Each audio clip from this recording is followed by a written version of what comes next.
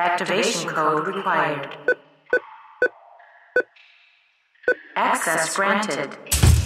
Warning. Evacuation sequence activated.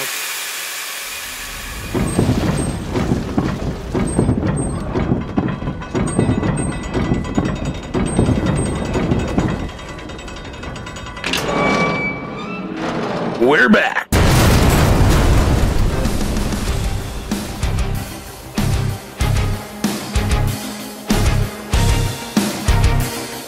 Welcome to the bunker.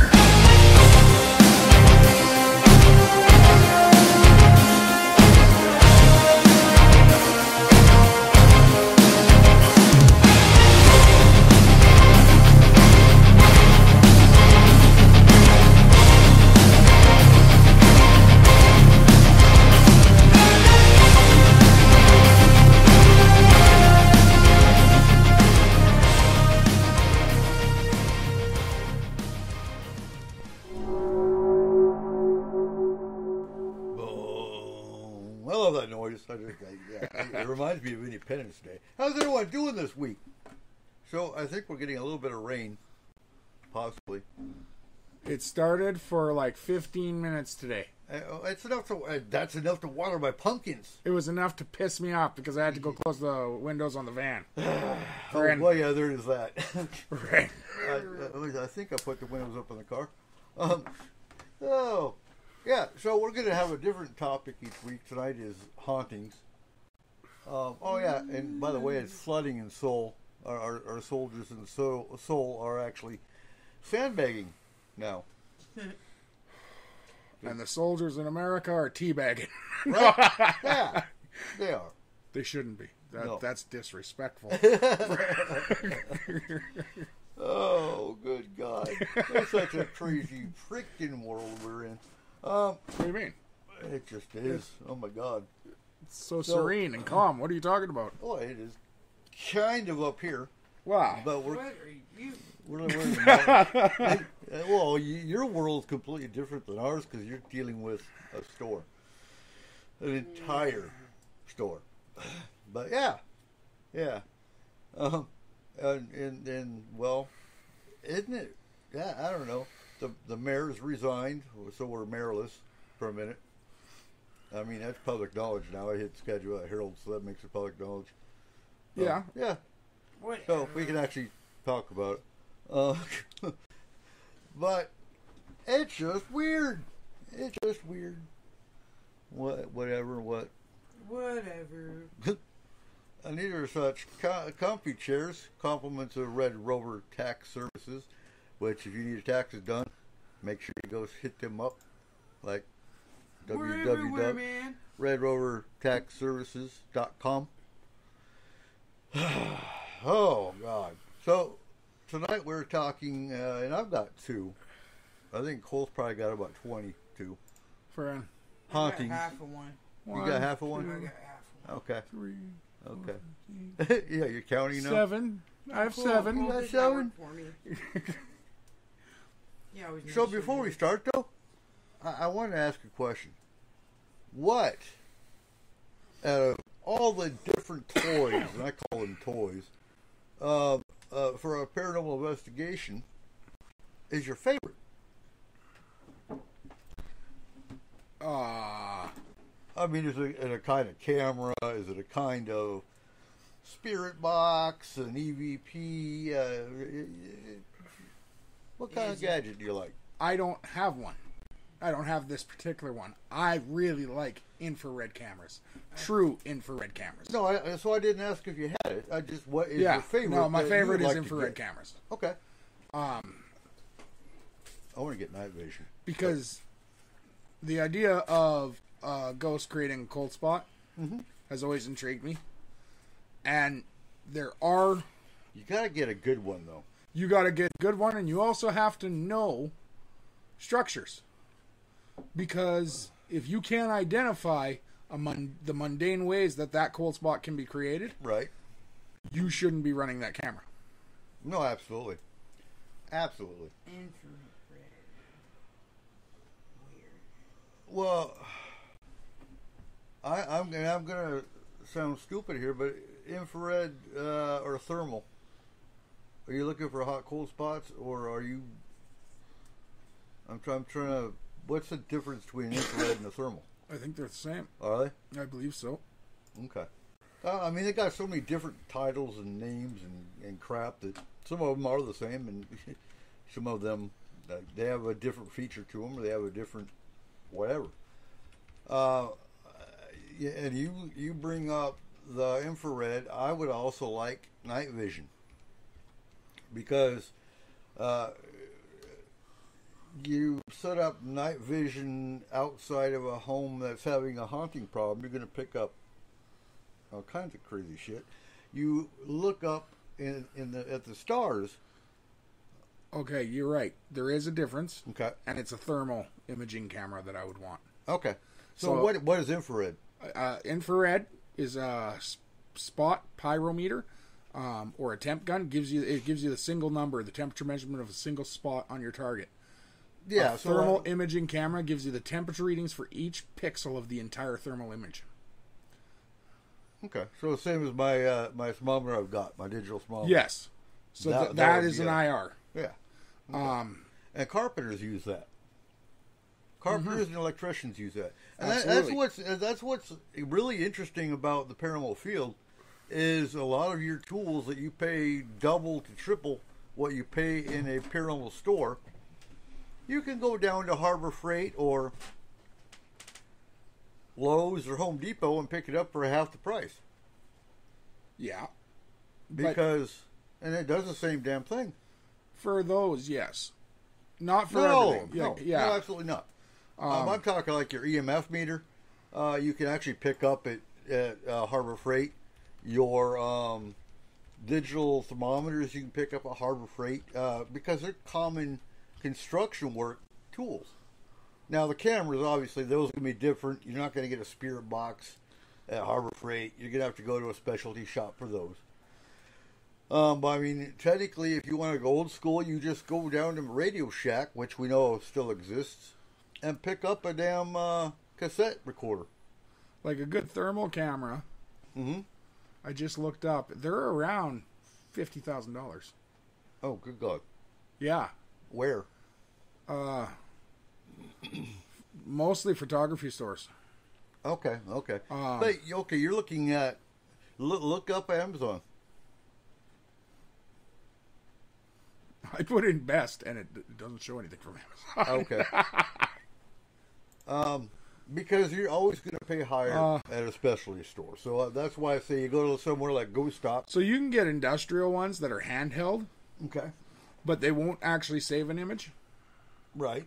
They're around $170. Okay. Heck, even Harbor Freight has one for $219.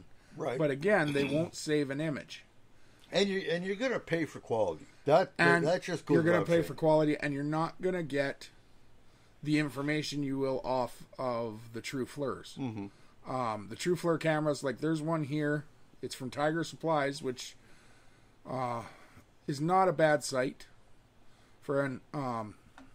Hey Grim, how you doing tonight? If you're online, has it's $20,000, and that's stating this one's under, like below about $1,000 below typical. Mm-hmm. And so, but with those, you can save the image. Okay. They have their own website, and you can actually go onto the website, and it will tell you what each pixel's temperature is. It saves that information. And that one's at around $20,000. Yeah. Okay. That is the difference. The ones that are handheld, they are mostly just for, like, they are made for carpenters and stuff. They are just to find hot and cold spots in pipes. So, or in wiring for no, electricians. absolutely. You'll be able to pick up wiring shorts. Yeah, you know, wiring things short or like a thin area. Yep. Now, staying on topic, but entering the cryptid world just a little bit, when you look at the tools that we use in a haunting investigation, do you think they would still be effective in, say, a Bigfoot? I think the only difference between a haunting and a Bigfoot that you would need is honestly a game cam. Why? And, well, what do you mean? No one's ever caught anything on a game cam. Well, there's always that off chance. You never know. You might get lucky and Bigfoot wants to show himself to you and you only. You never Then you know. have more chance. No, but if he wants to show himself to you and you only, you have more chance of seeing him live. You are. That's He's true. still not. You're still not going to show up on a game cam. I really don't believe they do. I believe they're physical. Shielding? No, not shielding. That's not the word I'm looking for. Frequencies Okay. disrupt game cams. I can get on board with that. Friend, Did we miss the Marble Mount Bigfoot Expo? whoa, did we? I think so. No, That was in August. I would be sometime. really upset. I think we did. She didn't really advertise it. Maybe she canceled it. I don't know. And again, talking tools, I think the only difference between... August 27th and 28th. Okay, so the weekend after Cascade Days. Yes. Okay. Because she really hasn't pushed it yet, that I've seen. We got some new. So if you're local in hey. Marble Mount at the community center, there is going to be... Oh, excuse We me. can't miss it. Huh. What? We're on the website. Oh, are we? Oh. We are live streaming it. That's from last year. Nope.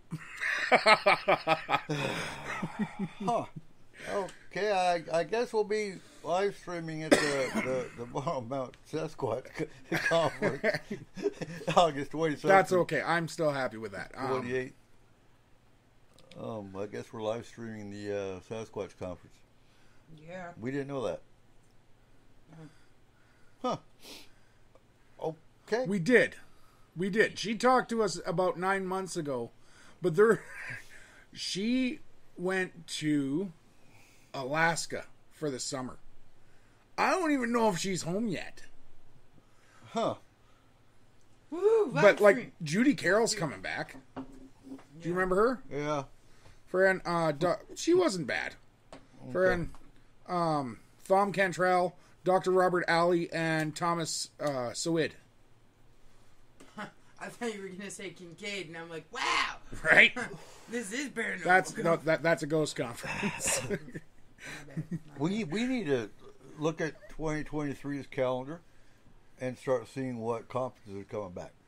Oh god. If you are bringing Thomas Kincaid, you better be bringing Bob Ross with him. Like, come on. Wait, are you talking about the artist? Yeah. Yeah. Oh my God, I'd kill for a Thomas Kincaid mug. Would you? Yeah. I've been wanting a Thomas Kincaid mug for at least 3-4 years now. Friend, I have I have 3 like or 4 of 4 their as stuff. Things. Are you serious? Yeah, Huh. absolutely. I've been asking for one for Who Christmas. else do I collect? I've been asking for What's one his for name? Christmas like the last 2 years, and then I haven't gotten one. He does the old malt shops. I know my brain is not working right Which now. one? The artist who does the old malt shops and families at picnics from the 50s. And, Oh, do you remember him? I'm trying to remember his name right now. no. I have like 3 or 4 pieces of his as well. We got I would one love for- to go. Not originals. These are all Oh, no, of course not. reproductions. Of and course not. You're paying prints, in the but, billions for an Yeah. original. Unless you steal it. But, yeah. And that's why I watch the auctions. Not for local artists. Local artists are always great, but I'm looking for the Van Gogh. I'm looking for the Picasso. I'm looking for... I would love to find a Goy piece. The witch burning pieces from Goy. Those are other ones I'm looking for. Yeah, they're brutal, but they're cool.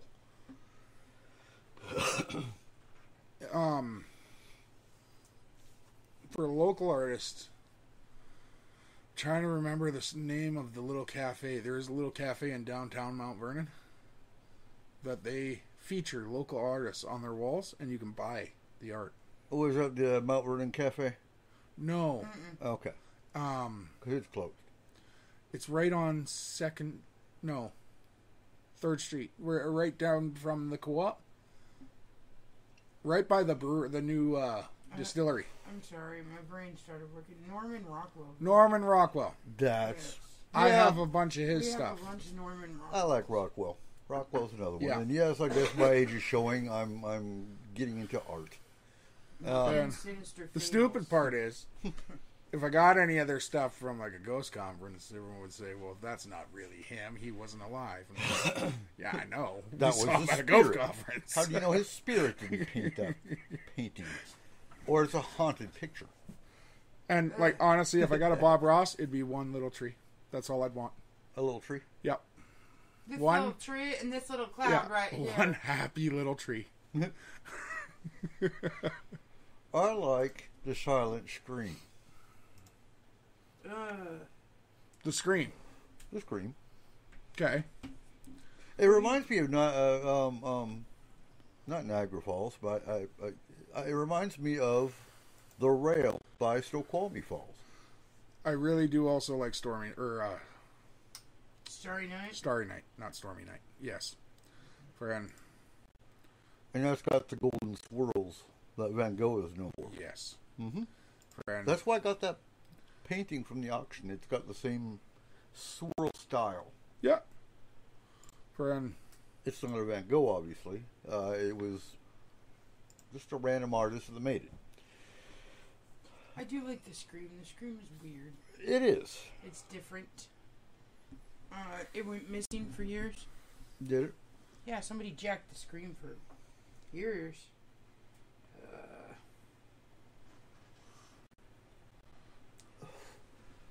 So, Edvard Munch? oh, he stole it? No, No. he's the painter. Oh, okay. Okay. That's one of the ones I looked at, I believe. That's one of the ones I critiqued when I was in art appreciation class at Skagit Valley College. Oh, God, that was Skagit Valley. back in 88. Sorry. Yeah, a long time ago. P-Rex was in my backyard, but yeah. You old ass. Blah. Blah, blah, blah. Pretty soon we're gonna have to call you on a spirit box. Now for 30 years. Yeah, I've right. lived You're for gonna 30 probably years. outlive the rest of us. Jesus. Definitely me. I have plans. No. So we all picked out, I guess, our favorite hauntings. We did. Well, yeah, you guys did. Sweet. And I'd like to hear why you picked it. When you talk about the haunting you picked. Well, Did it I'd mean like something to you? Did it remind you of something else? Was there a reason you liked that particular haunting? Yeah. For all of them. because it was haunted. I figured. Friend. I like caves.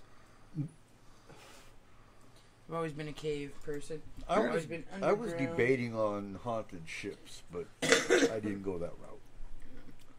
That could be a whole show in itself. Oh, it could. You're a haunted shit. Okay. Go on. What's your first haunting?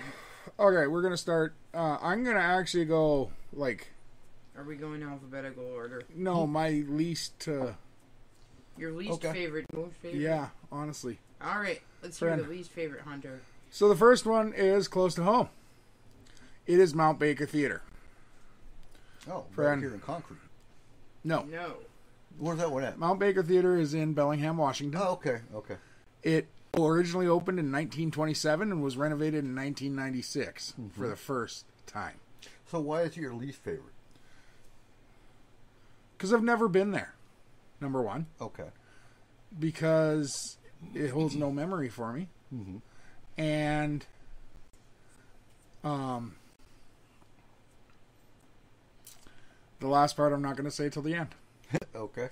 So, witnesses describe voices, noises, apparitions, orbs, and cold spots in the corridors in this historic theater.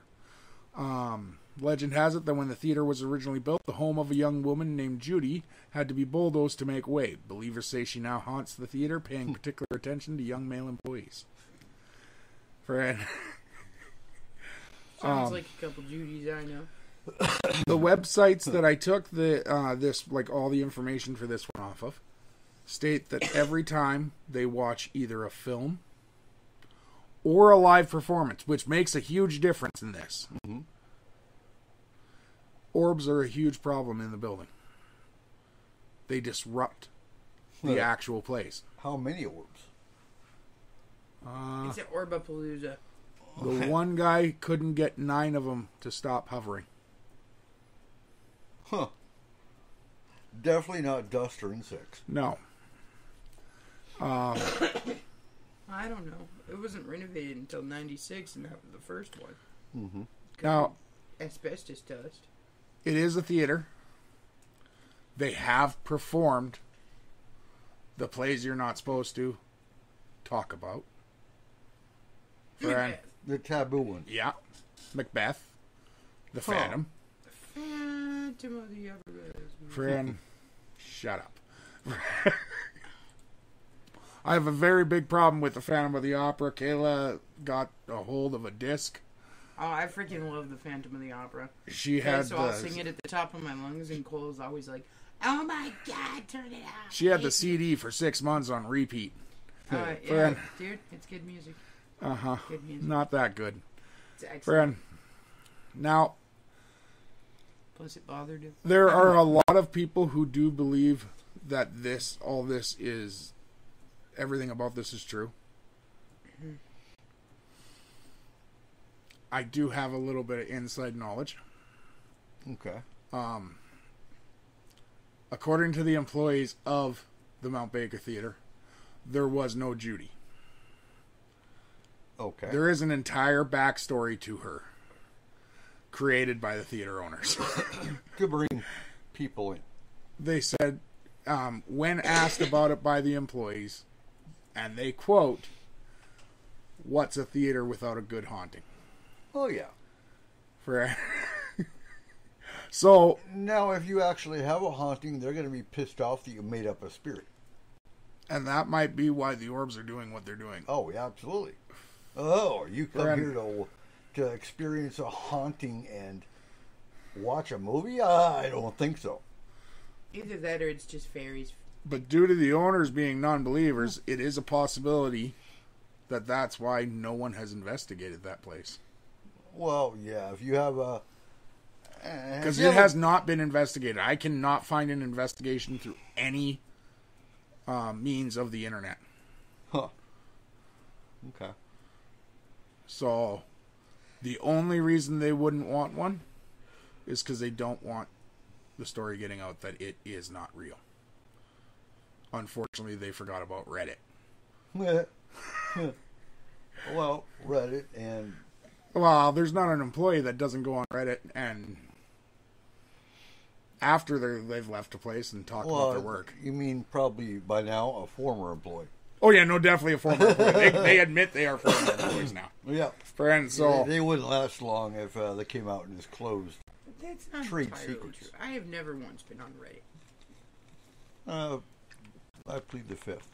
I just got you onto Instagram. Don't even. And I became a peach or something, and it was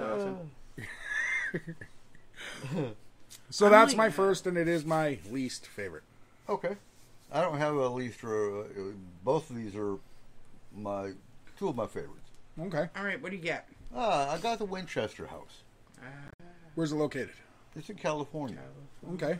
Now, the Winchester House, I've always been intrigued by because I compare it to Red, the movie. The storyline is... Before you continue, because we're supposed to be researchers, Eric, I'm going to stop you there and say, so does it just jump around any city that it wants to in California, or... No. What city? In fact, it's a public phenomenon now because... But what area? Huh? What area? I'm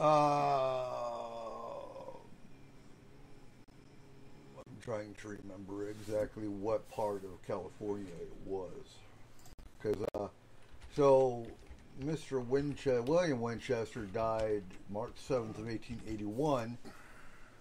His wife was told to move by San Jose. San Jose. Okay. Yeah. So it's really a sad story to an extent. What do you got? Lead with the big part. What part? Who owned it? Sarah Winchester. Who was? Her husband built the Winchester Rifle Company. Damn rights he did. Yeah, I love that man. I'm getting to that. But I love that man. But why is it compared to? Why do I compare it to Rose Red? Because in Rose Red, the house was building itself, right? Okay. The house always carried on and built its own rooms. Well, Sarah was the one who had construction workers building the house to confuse spirits that were haunting her. These were the spirits of everybody that died from the Winchester rifle. No way. Yeah. So, starting from the beginning, Sarah and William were married in September 30th, 1862. They had one child, Anne Pardee, who died a month after birth in 1866. William died on March 7th of 1881. So she consulted a spiritualist. Okay. The spiritualist told her she had to move to California and build this house to appease all the spirits of the people that were pissed off because they died at the hands of a Winchester rifle. Oh, that's cool. And the spirits were so pissed off, that is why her daughter and her husband both died. So, she moved, and the house was built non-stop for 24 hours. And in the end, she died at the age of 85, September of 1922. And when she died, the house was built to the tune of $5 million. It was and there's conflicting stories by one room. One report says there's 160 rooms. The other says 161. So it's not a big discrepancy. But the rooms are gold-plated. They have gold-plated fixtures, exquisite doors, and windows of stained Tiffany glass set in silver designs. Practical household innovations years ahead of their time. And this house covered 6 acres. That's a big house. So, when they built it, there weren't any blueprints. They just built. So there's staircases that go up to the ceiling and don't go anywhere else. There are doors that open to nothing. There are doors that open to walls. It's just, and some say it was built that way to confuse spirits so they couldn't find her. It's the labyrinth of... Yeah. Yeah. So there are 161 rooms, 47 fireplaces, 10,000 panes of glass, 2 basements, 3 elevators, and a mysterious funhouse-like interior. So the contractors who worked on the house said she was having daily seances with local mediums, trying to reach good spirits, and the good spirits consulted her how to best appease the negative spirits. In 2016, a secret attic was discovered, and there's no proof it was the same. So there was supposed to be a secret storage room with lots of treasure and stuff. So there's no proof that this secret attic was that room, but inside this secret attic was a pump organ, a Victorian-era couch, a dress form, a sewing machine, and various paintings. Secrets that fuel the pop culture's obsession. In 2018, Helen Mirren starred in Winchester, the movie, as Sarah Winchester herself. The story took the rumors about the hauntings in the house and ran with it, and was actually filmed in the house.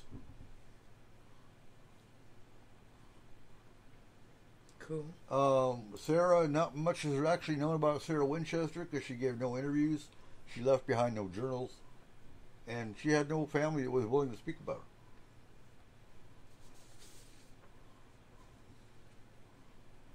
So that, yeah, that was to me interesting because it's the closest you're going to find to Rose Red. Yeah. It's really similar Like, to an extent. guys, if you get the chance, look at this. Like, their website, it's WinchesterMysteryHouse.com. This house is insane. Mm-hmm. Friend, You And- ever heard of this one? no. And if you're in the area, though, Oh, their tours sound cool. They give tours. Yeah, actually, they got a new one called Unhinged Nightshade's Curse. For 13 nights, guests will be terrified by the Winchester Mystery House's scariest show to date. Mm-hmm.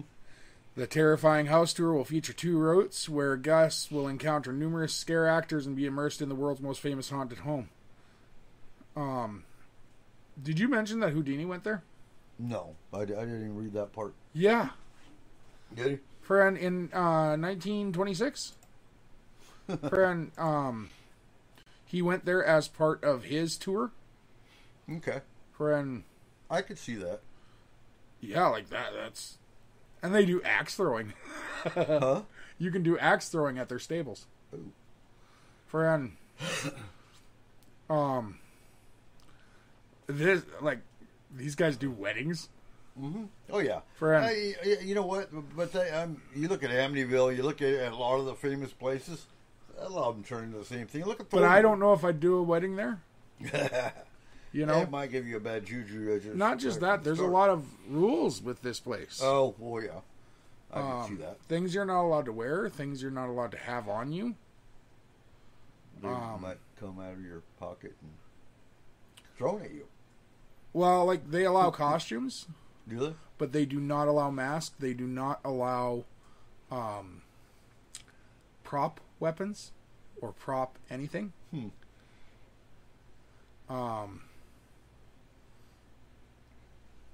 Yeah, like, it's a weird list of what they allow. So when we go down to Fort Lewis, we have to make a stop at Thornwood. Because Thornwood is actually the mansion and it's in Tillicum, Washington. And it's actually where Rose Red was filmed. Okay. And it's huge. Sweet. Huh? I like that movie. Mm-hmm. I need to watch it again. I haven't seen it in years. But Winchester House has always reminded me of Rose Red. See, Winchester House reminds me more of like Hill House. Doors that lead nowhere. Yeah. A room that is or isn't there. Mm-hmm. That kind of thing. It's kind of a popular thing, it seems. Friend. Confuses spirits. But I don't see it confusing No. spirits either. No, it just Friend. confuses. Well, and that might be the reason for it at the Winchester House. That is not the reason for it at mine. Mm-hmm. Not this house. Like, one of my locations, it's for a totally different reason. Mm-hmm. If we ever get an acting gig in California, you and I are going to Winchester House. Oh, yeah. Maybe. San Jose is really far south. Oh, we'll find it. Friend, We'll no, make like, a trip. it's 2 hours from LA, I think. If I get a gig that's big enough, then I'm going to be a major principal, and we'll have a limo take us there. Friend. Plus, there's other places I'd like to see, too. Oh, yeah. Like the Cecil Hotel, Mm-hmm. Oh, yeah. Cecil Hotel is supposed to be similar Disneyland. to this. Yeah. No.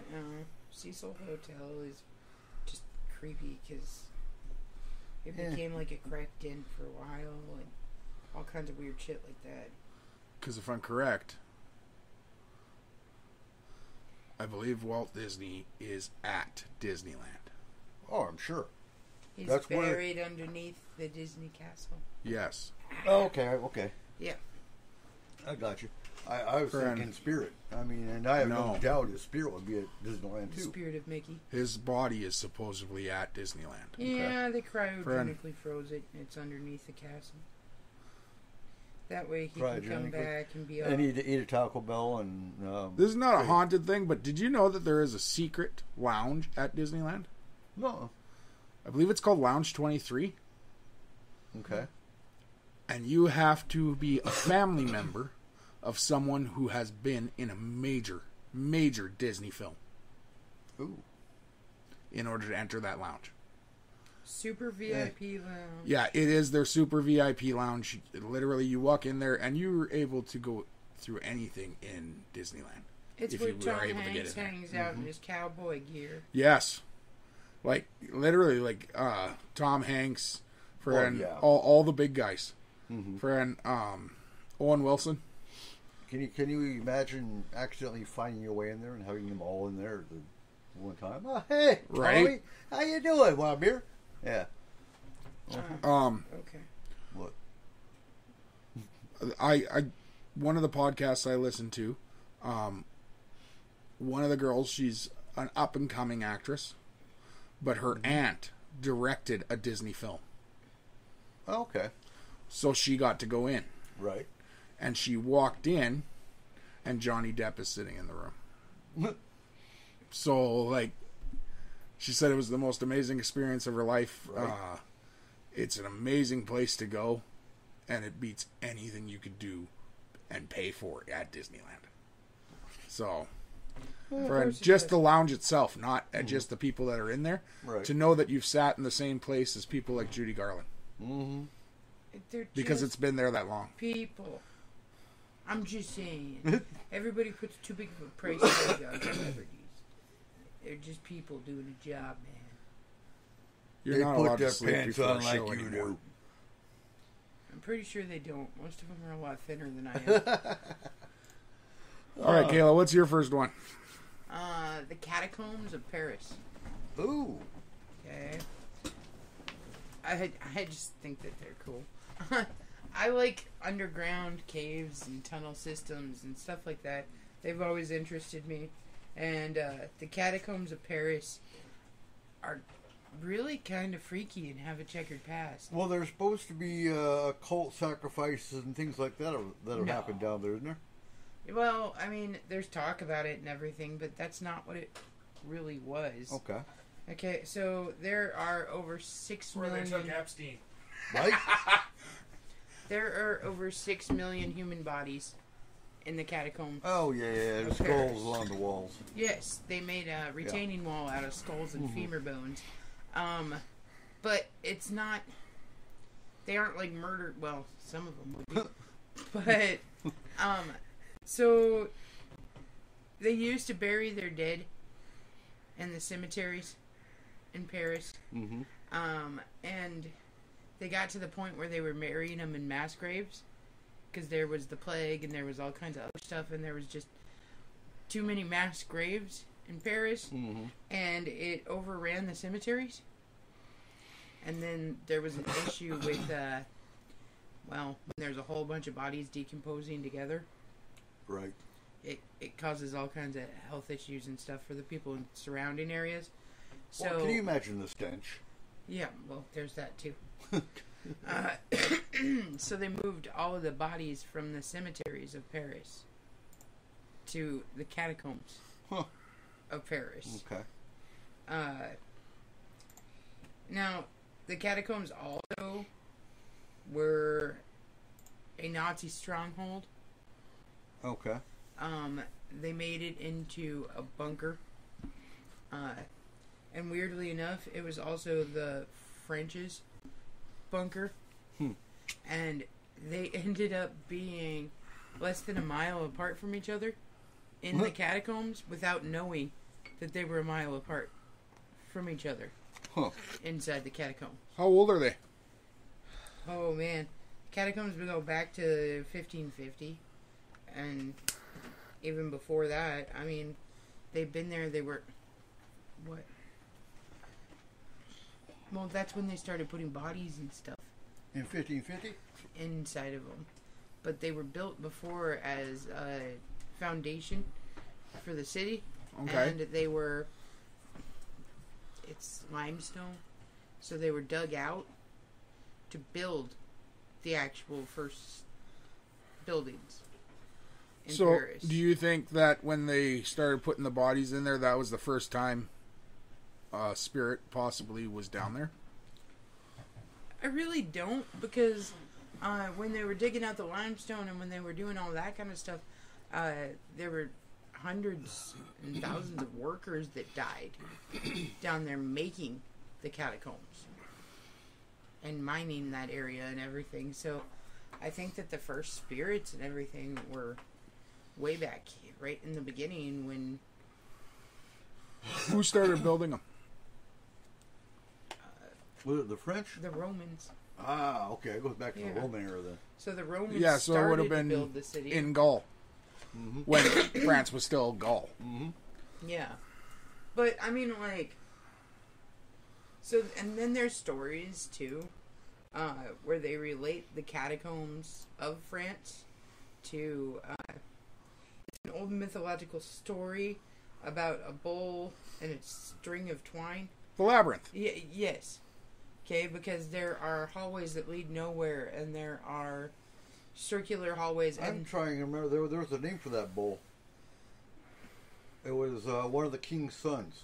But it was he never actually had a first and last name. No. Or a first name. His Or the last name name of was the beast, though. son of. Yeah. But But they relate it to that story because there's been hundreds of people that have gone down to the catacombs and gotten lost forever and died in there. I could see, yeah. Okay? the Minotaur. Minotaur, there you go. So it's like strictly off limits to most people. Okay? There are certain crews that have to go down there and just structurally support it better, so that the city of Paris doesn't, collapse into the catacombs. And actually, they still rearrange the bones of the dead. But the thing is that nobody knows who these bones actually belong to, because they were buried in, like I said, in mass graves. Then they were pulled up and put back in here, and their names and everything about them has been lost in time. I wonder if any of them are aliens. It could be anything, man. Alien catacombs. Yeah, but I've always been kind of interested in that. I thought that was really cool. Yeah, because if I remember right, that's where the Illuminati met as well. What's up? The Minotaur thing. Yeah. That was not the king's son. I thought it was. No, Icarus was the king's son. Him and Daedalus created the labyrinth for the Minotaur.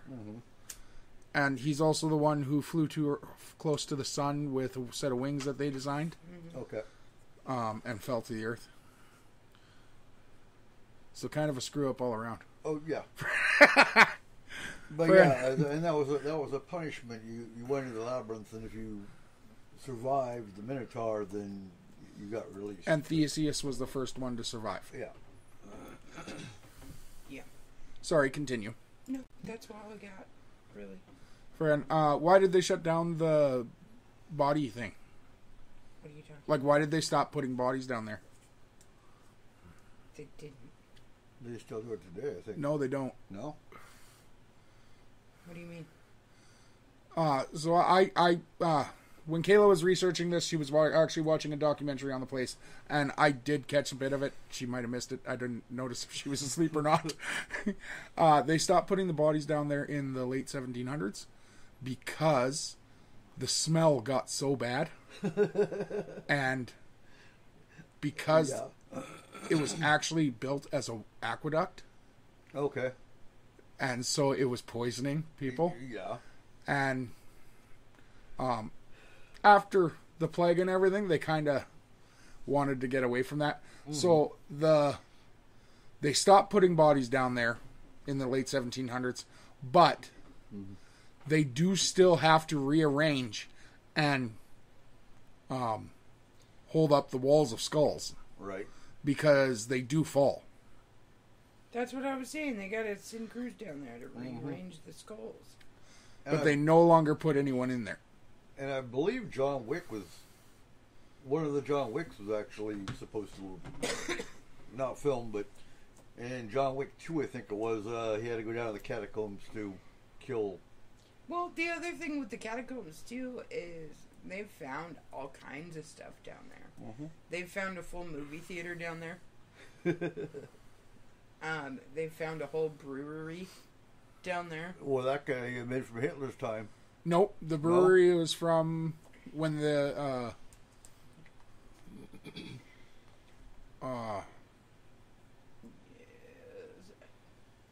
I want to say 15 to 1400s Oh wow, because what's the They're best making- place to keep they're making alcohol? Cheap beers and Well, yeah, wines. it's the same. It's kind of the same. It's cool. Gonna be cooler down there. It's gonna be like a cellar. Yeah. So yeah, it'd be a perfect environment for. So and it was right above, like the bar that it served, Mm-hmm.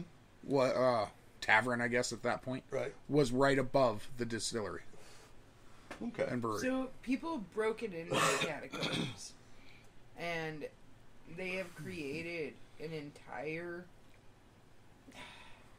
art like display in there, and I mean like fine freaking art Mm-hmm. painted on the walls. It's not just graffiti; it's like beautiful paintings Murals. and And a lot of it is graffiti, but it's also like it's Banksy Yep. graffiti. Like it's famous graffiti artists as well. yeah. For the like you can only go through what half a mile of the actual catacombs to the public is open Yeah. to the public. Yeah. The rest of it isn't. But that doesn't stop people from Paris. Well, no. And they wind up dead. Some of them. No, No, No? actually, quite a few. Friend. others. but like the one hole that the guy went through, me and Kayla were both like, nope. Oh no, we That need ain't to go freaking there. happening. We need to go there at Halloween. You know how bad corn mazes get. Oh my God, let's go to the catacombs. Eric, that you know that scene in cartoons where like the fat guy always gets stuck in the hole Oh, okay. and they need a plunger? Yeah. A plunger ain't gonna help me. Okay. It's that small of a hole. To get into it. Yeah, and then well, not just that, but like when they were crouched the entire time they were walking. Oh no. Some of them Never are mind. that small. We won't go. We won't go to the catacombs. And then Oh, they could actually like what? they were in water up to their chests, and the guy says, "Is it always this deep, or is it just because it's the rainy season?" Yeah. And he said, "What do you mean? It's not that deep." Oh, that's not the rainy season. Oh yeah. Yeah, but I mean, like, they've always been interesting to me because there are more bodies in the catacombs of Paris than there are people of Paris. Like, Yeah. living people. By 3 times. I You can see that. And it's been used for so many things for so many years. Like, it's insane the different uses that they've gotten out of the catacombs. Mm-hmm. But yeah, I like some. So that's one of my favorite hockey places. Okay. Bren, Has anyone ever investigated it? that's Here. actually what the documentary was about. Well, paranormal. Uh, Has anyone ever been touched or? I don't know. No. Now, there's stories of everything in that cave system. Well, the catacomb system. From civilizations that lived down there Mm-hmm. to some serious ghost interaction, orb interaction. There has been spirit talk and all kinds of stuff. Mm-hmm. Well, I mean, when you But have I 6 wonder- million bodies, I just wonder if you ever tried to get an EVP. So many cultures and civilizations are buried down there. How many different languages would you get through a spirit box? whatever was on the local radio. Well, You know what I Maybe. mean? And I don't think that your EMF readers would work down there, just because honestly, it's a thin layer of limestone, yes, but right above it is the city of Paris. you wouldn't get a You wouldn't get a proper reading. you wouldn't down get a there, good reading because it would be pegged out. I would Yeah. think it'd be pegged out all the time. right? Yeah. That's true. But you know, I looked at it and In I was theory. like, "This is really weird." Okay, because my mind always goes to really weird shit, Mm-hmm. and I'm like, "Okay, so there's a bunch of dead bodies under the city of Paris. Then there's the Eiffel Tower, which people have said is a conductor. Mm-hmm. So I'm just like, wow, whole city of the damned. And then you got CERN not too far away.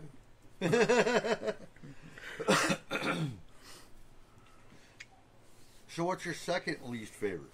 Okay. I'm going to start with an apology to the people of Japan. Because I am going to butcher these words. And I am really sorry. Oh, wait. I honestly am. I tried to look them up and tried to find... Are you going after the suicide forest? I am. Oh, hell yeah. I love this. Aoki Gaihara. Translated to English, it is the Blue Tree Meadow. Also known as the Sea of Trees, is a forest in the northwestern flank of Mount Fuji, on the island of Honshu in Japan, thriving on 30 square kilometers of hardened lava. That is the part that gets me. Friend, that these trees are strong enough and able to actually grow into the lava. Friend, it was laid down by the last major eruption of Mount Fuji in 864 CE. The western edge of, I'm going to say Blue Tree Meadow from now on, because I don't think I can say that word all that time. Where there are several caves that fill with ice in winter, is a popular destination for tourists and school trips. Friend. Oh, goody kids, we're going to the suicide forest. Nobody, if you feel depressed, take your friend's hand. Yeah. The forest has a historical reputation as the home to Yurei, ghosts of the dead in Japanese mythology. Tick-ticks. At least since about the 1960s, I'm thinking of the Grudge. it has become associated with suicide, eventually become known in English by the nickname Suicide Forest, and gaining reputation as one of the world's most used suicide sites. Because of this, signs at the head of some trails urge suicidal visitors to think of their families and contact a suicide prevention association. Friend, Which is etched on every tree. Not really. Is there an estimation of how many people have committed suicide there? Based on body count?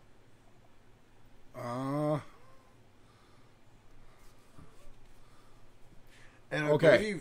I believe So- they actually made a movie about this. it is, yes, they did, and it is sometimes referred to as the most popular site for suicide in Japan. In 2003, 105 bodies were found in the forest, exceeding the previous record of 78 in 2002.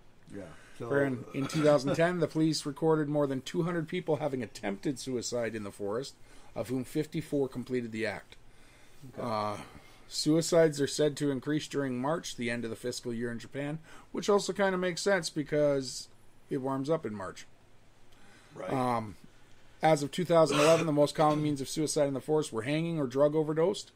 In recent years, local officials have stopped publicizing the numbers in an attempt to decrease its association with suicide. I think that's a good idea. Well, and then there have been things that haven't helped it. So the film you're mentioning is The Sea of Trees. It's with Matthew McConaughey, Naomi Watts, as well as the 2016 horror film The Forest. Yeah, okay. Friend, now Well, it's supposed to be the home of the Kodama, too. what's that? They're, in Japanese folklore, they're the spirits of the trees. Okay. So kind of like the Dryad. Well, In the kind Celtic of, more like sprites Okay. than Dryad. They're little tiny baby creatures that inhabit the trees, and they speak for the trees, and they got the spirit of the trees in them. Okay. They're like the soul of the trees. It is So- also the home of one of the biggest United States controversies of social media.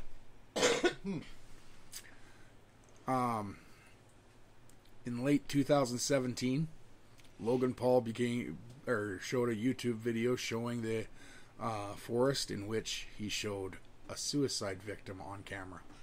Yeah, okay. I heard about that one. It shocked many viewers and brought widespread condemnation for an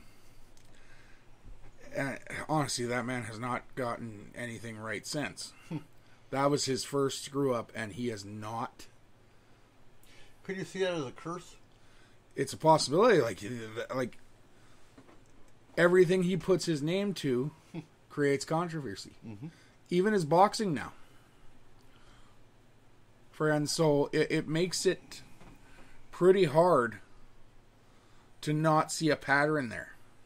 But, okay, so you're seen as the asshole of film because you did a gray area, unethical video. And so nobody's going to want anything to do with you. Is it a curse, or could it be he's just got a bad name now because of a viral video? And so, I mean, it could go either way. Yeah, it could. Or whatever is causing, whatever negative energy is causing mass suicides in a forest could be attached to him now. You never know. Now, like the site gained popularity in 1961 because of a novel by Sencho Matsumoto called The Tower of Waves, or Nami no To. However, the history of suicide in the forest predates the novel's publication, and the place has long been associated with death. Ubasute may have been practiced there into the 19th century, and the forest is reputably haunted by those left to die. So, are the trees healthy? Yeah, it's a beautiful forest. Okay. Absolutely gorgeous. So, what, besides the name? On the edge. I don't know about the inside. Right. I'm not going in there. But I guess I'd be curious, what gives it the bad energy that makes people want to die there?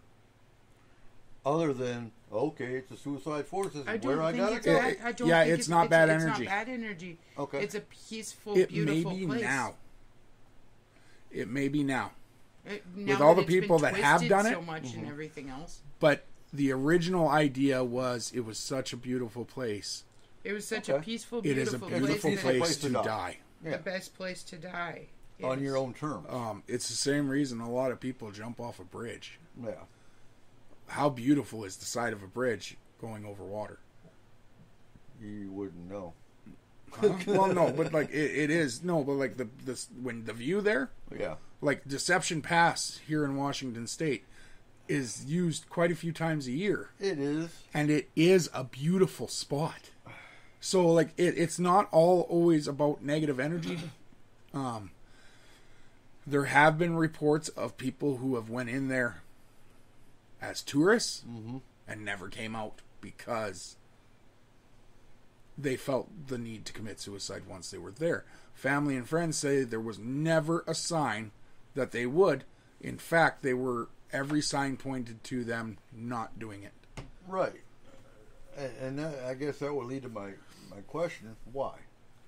So you just go there because you think it's cool and you want to do a paranormal investigation, whatever the case is, and all of a sudden you feel the need to kill yourself? Well, but energy like that could take the smallest hang-up you have in your life and amplify it and push it to the forefront of your mind until there is nothing else. And honestly, I believe if you spend enough time in an area like that, I don't even think it's negative energy. I don't think it's energy like that. Honestly, I think it... To me, from all the stories that I've read about people that commit suicide there, but in the way that you're talking about, where they're like tourists and they go and they check it out and everything else, it's more like the reason that people... They don't want to leave. It is such a beautiful and serene place that no place compares. I got it. Do you know what I mean? You got the Kind answer? of like Avatar status. There are ghost real estate agents in this forest. And they're like, hey, this is a beautiful place. You want a plot? You never have to leave if you just end it. You end it now, and your family's got to worry about the body part of the plot. But you're stuck here. And you'll be able to see everything. Uh-huh. Friend. Huh. It's like real estate signs all the way up the mountain. Either that or there's some creature in the forest. From the Upside Down? No, No. more like, But think of how many creatures there are in Japanese mythology. yeah, so they have something... And how many creatures you don't hear about in Japanese mythology, because Well, they have something kind of like an energy Yeah, you vampire don't hear about a lot of them. in the Japanese culture. I can't remember what it's called, but it's kind of like a mix between an energy vampire and a banshee. And instead of calling out and wailing for the dead, like U.S. versions of banshees and Right. other cultures' version of banshees, they call in the dead, or they call in the spirits for death. Do you know what I mean? So, I mean, if they're sucking all of the positivity out of you and calling you in, Yeah. that might Like, be where they live. It's a huge possibility that instead of an actual haunting, we're dealing with a cryptid. And that's very possible. Right. I'd be curious to take a thermal drone over it. It's a no-fly zone. No, Well, of it's course it not. No, it's not. And I It doubt is it not. is- and I doubt But it. I doubt many people. you won't see anything. The forest is so dense, It's got you a, won't see nothing. It's got a thick canopy. It absolutely does. Friend, hold on. Cypress. Okay. Cypress. And more cypress. Japanese red pine.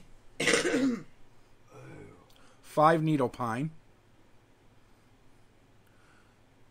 Southern Japanese hemlock. Lime-leafed maple. Small-leafed maple.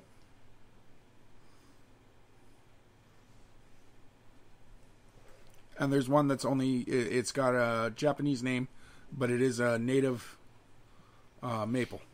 Okay. Butterfly maple. And Japanese cherry birch. If you look up Japanese cherry birch, friend, they are literal bushes. You cannot see through them.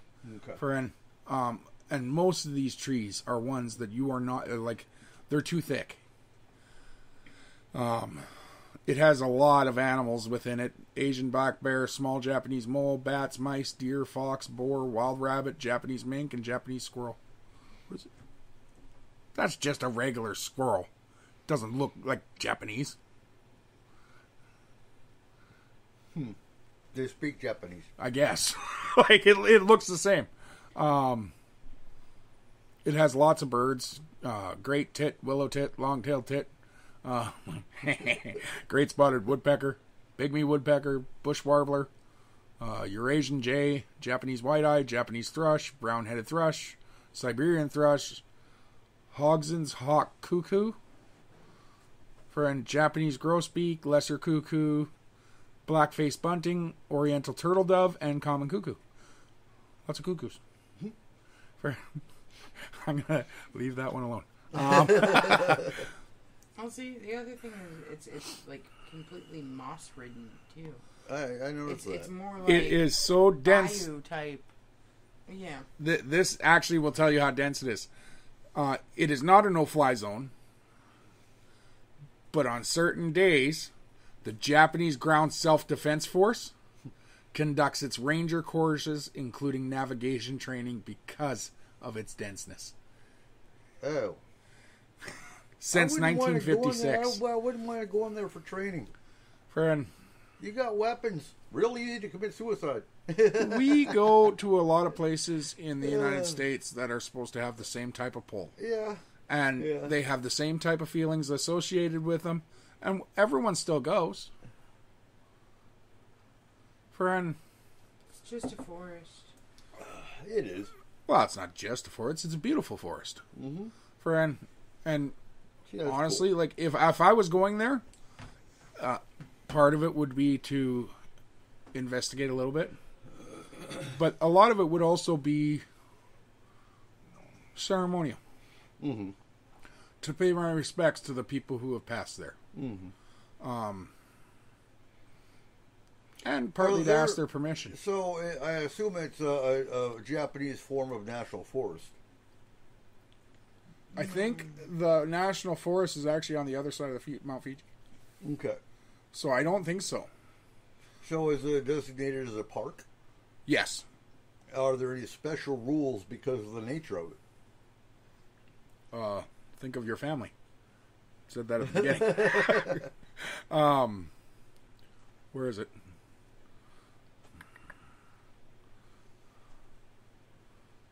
Because I can see the park listing now.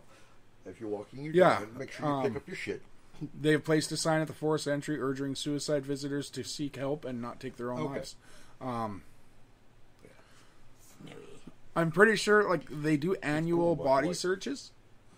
So I'm pretty sure when they do that, you are Yeah. asked not to be in the park. Right. And Mm. I believe some of them. Well, actually, can I take that photo? I can. Friend, hold on, I gotta open Discord again. Okay. Anyway. So, but I actually have a picture of one of the trailhead signs. Okay. So it tells you what to be prepared for, suggested hikes. Unfortunately, the sign is so ragtag that you can't read it. Mm-hmm.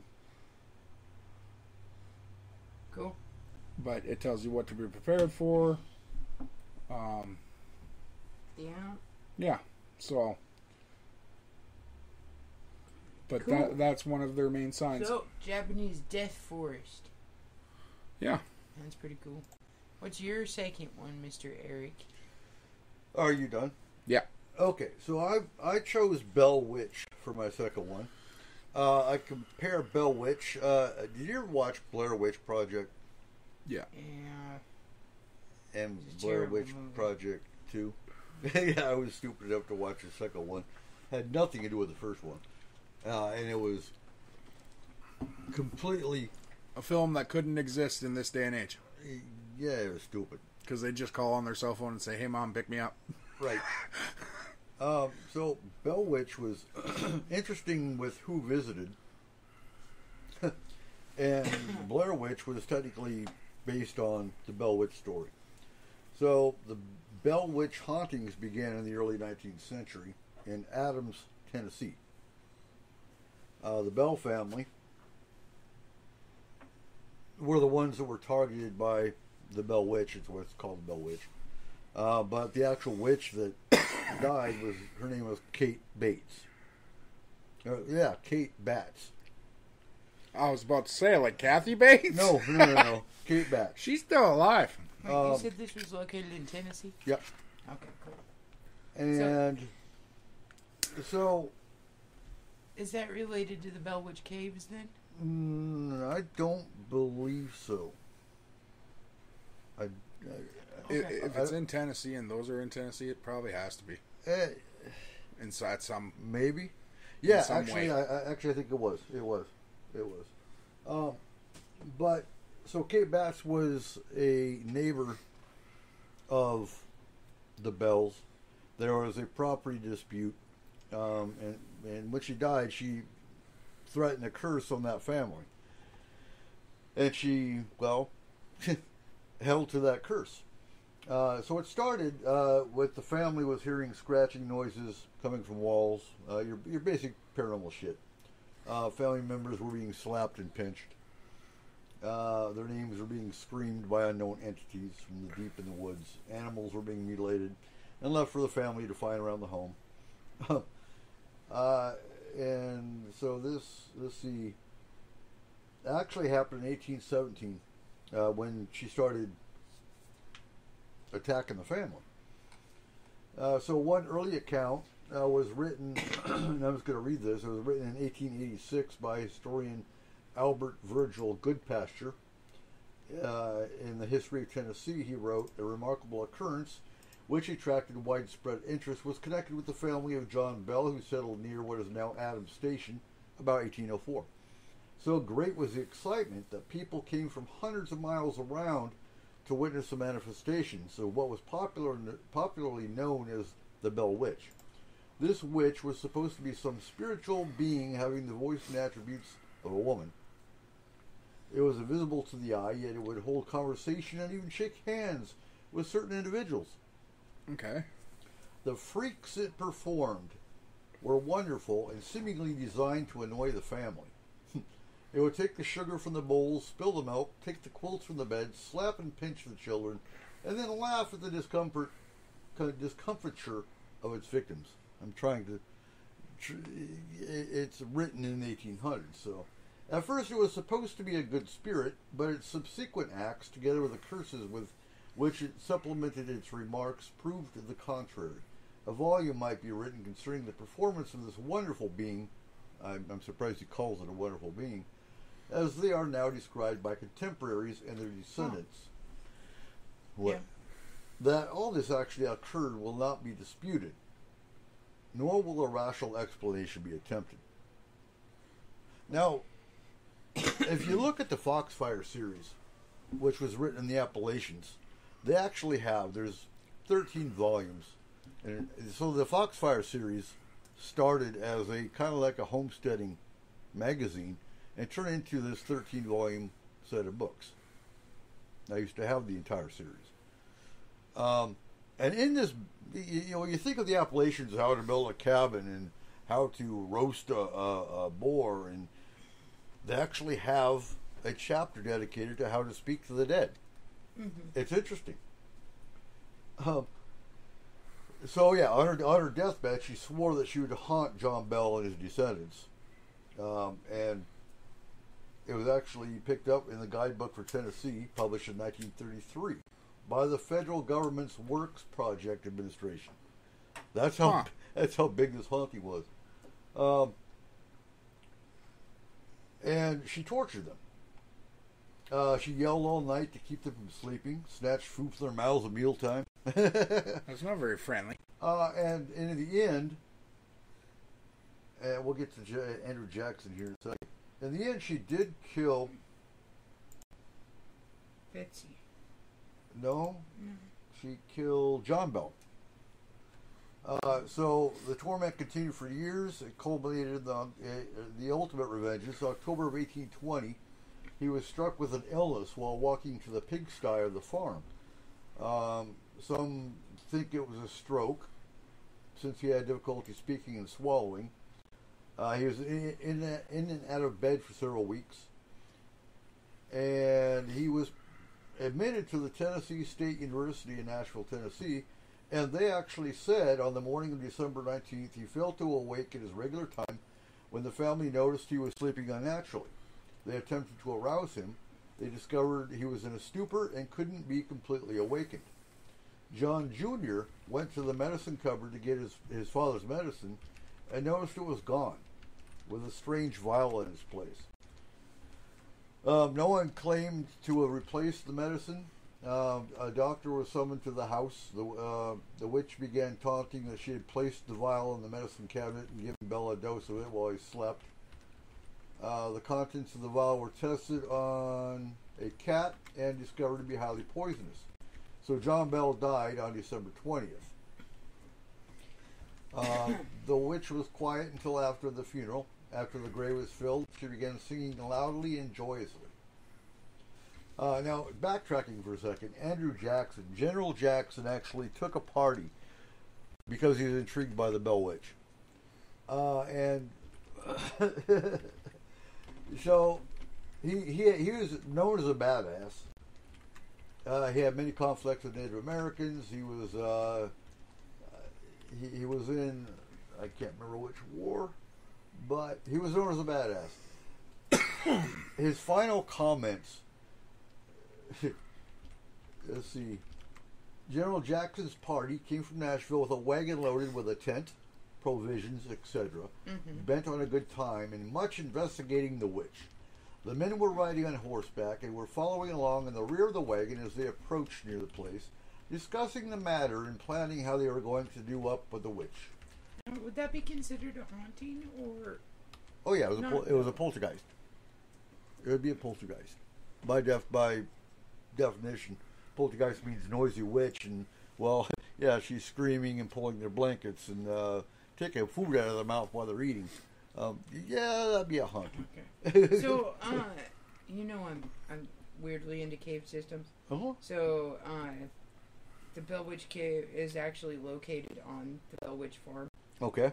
And is that where she was buried, maybe? That when the witch departed the family, that she fled to the sanctuary of the cave system. I could see that. So the men were riding on horseback and were following along the rear of the wagon as they approached the place, discussing the matter. And I could see these guys that think they're badasses on a horse going, "Yeah, we're gonna find this ghost and we're gonna string her up and yada yada yada." Well,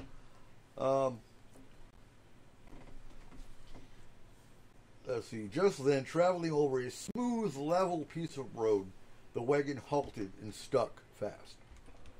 The driver popped the whip, whooped and shouted at the team, and the horses pulled with all their might but could not move the wagon an inch. It was dead stuck, as if welded to the earth. General Jackson commanded all men to dismount and put their shoulders to the wheels and give the wagon a push. But all in vain. It was no go. The wheels were then taken off, one at a time, and examined and found to be all right, revolving easily on the axles. General Jackson, after a few moments' thought, realizing that they were in a fix, threw up his hands, exclaiming, "By the eternal, boys, it is the witch." Then came the sound of a sharp, metallic voice from the bushes, saying, "All right, General, let the wagon move on. I will see you again tonight." The men, in bewildered astonishment, looked in every direction to see if they could discover from whence came the strange voice, but could find no explanation. The horses then started unexpectedly of their own accord, and the wagon rolled along as light and smoothly as ever. So, his men got pinched, they got poked and prodded, they got the same treatment as the Bell family did. And Jackson's last quote was, "I'd rather fight the British in New Orleans than have to fight the Bell Witch." Holy cow. Right? That says a lot. Nice. So several theories have emerged about who the Bell Witch really was. One is some believe there was a local school teacher who was in love with Betsy Bell and somehow fabricated the eerie phenomena so the girl would leave her betrothed and marry him instead. Freaking school teachers. That seems kind of far-fetched, though. Well, there's a theory that I know about the Bell Witch, and that it was the fact that Betsy Bell herself was the Bell Witch. Ooh. That she had some, like, schizophrenia type issues, and it was like her secondary person. Do you know what I mean? Oh, she had a split personality. Yes, one of which was sweet and innocent little Betsy Bell, and the other one was the Bell Witch. Well, modern-day scientists think John Bell was actually slowly poisoned with arsenic. So that could be the, her bitchy side, by all means. Well, there was also a rumor that John Bell was highly abusive towards his children. Well, I think a lot of them were back then. Yeah, I think that was a normal thing. Women were but I seen mean, as, like, in back then, other women ways. were seen as property. Oh, in other No, ways. In other ways, abusive towards Children. his daughter and son. And that, in doing that, it caused the weird split in personality and made her have the alter ego that could handle that kind of a situation. So another, he was also an elder of the Red River Baptist Church, it looks like. But one day in 1817, John Bell was inspecting his cornfield when he encountered a strange-looking animal sitting in the middle of a corn row. Shocked by the appearance of this animal, which had the body of a dog and the head of a rabbit, Bell shot at it several times and the animal vanished. And this was the first documented manifestation of the entity. Well, and I mean, like, honestly, if you think about the effects of arsenic Right. in a person's system, he would be seeing shit too. Oh, yeah. Yeah, Could be, absolutely. too. Like, if that were the case, if he was poisoned by, like, a family member or something like that, that much poison in your system would cause all kinds of hallucinations and all kinds of shit to happen to you. Mm-hmm. Just looking at, like, the mundane side Right. of things.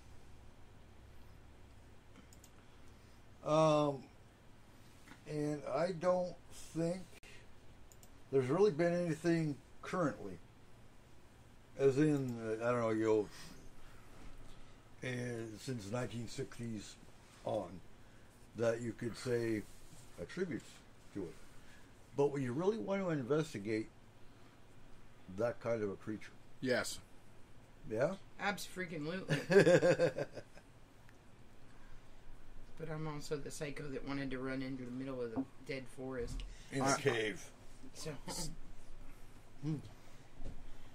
I've proven right now I'm one of the only Catholics who can get along with a witch. You know, like, you're my best friend. Yeah. well, I mean, Maybe she'll come out for a fire. Not one that we put her on, but, like, you know, just sit around it, you know? Friend. Saying witch and fire, Well, hey, you know.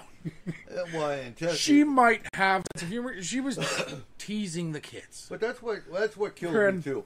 Is no witches were burnt in the Salem witch trials, but they sit Yeah. there and claim they were. They were hung, or they drowned, or they were crushed by a rock.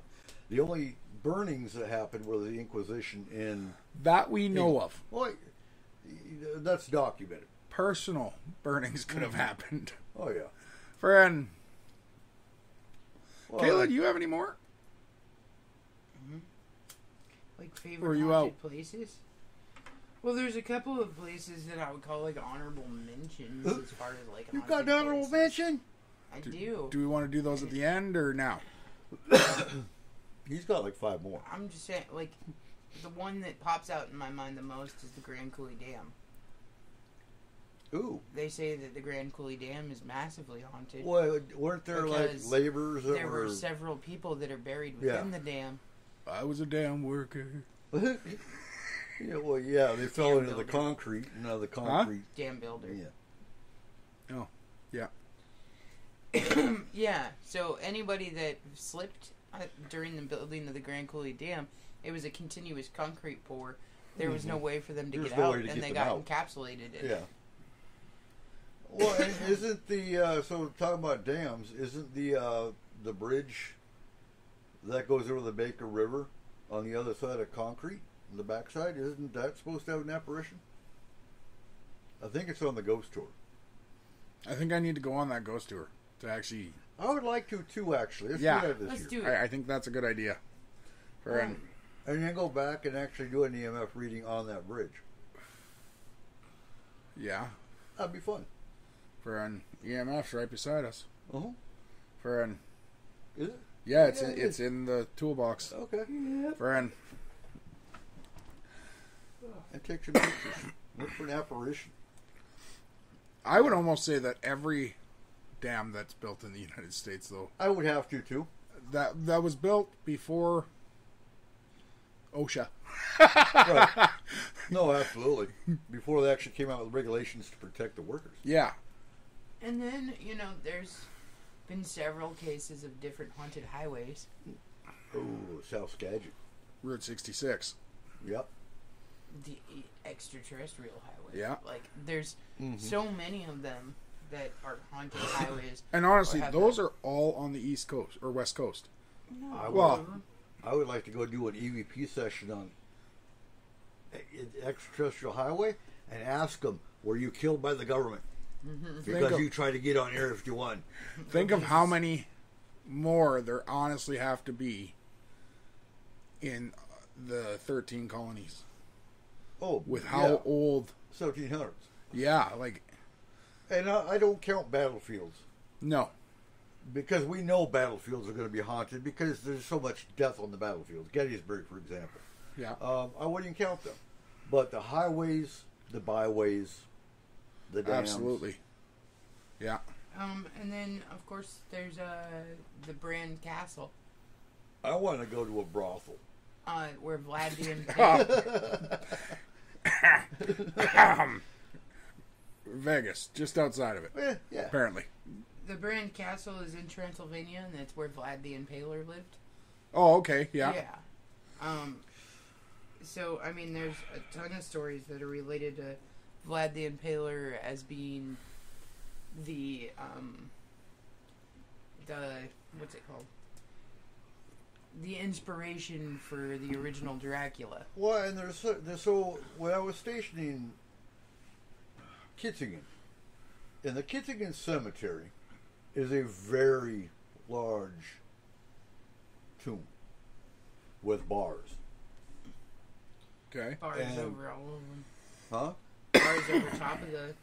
No, it's Graves? supposed to be a piece of Vlad the Impaler. Yeah, with That's what bars they over say. top of the. No grave. way. Yeah. Yeah, Huh. I used to have when pictures they of it. killed Vlad the Impaler, they ripped him into like 7 pieces, buried him in different And areas, one of the pieces and was in all Kitzingen. of them had bars over top of the graves so Mhm. that he could not rise again. Well, and on top of this, Wonder how many people put garlic up there. I didn't see any. No, but you like It was a tourist attraction, though, because it was supposed to be a piece of Vlad the Impaler, and it had bars, it had a concrete block, and it had a skull on top of this concrete block with. I would totally take a garlic braid there if they had the grave. No flowers, just garlic. Garlic on a stake. Yeah. All right, I got a few I got to get through here. Yep. All right, bring them on. So, the first one is very close to home for me, Oh, Drumheller. but I am going to read a blog on it by Heather Rath. Is it the hotel? It's one of them.